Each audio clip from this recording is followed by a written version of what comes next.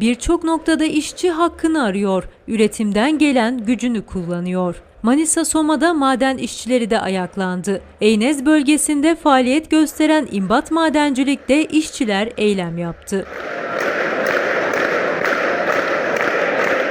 Enflasyon zamlarının ödenmemesi ve sendikal haklarının bir yıldır gecikmesinden dolayı madenciler ses yükseltti.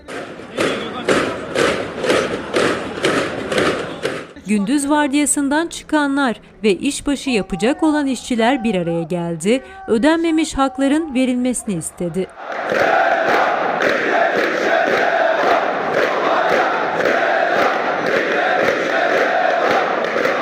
Türk İş'e bağlı maden işin örgütlü olduğu işletmede kaydedilen bu görüntüler emekçinin gücünü gösterdi.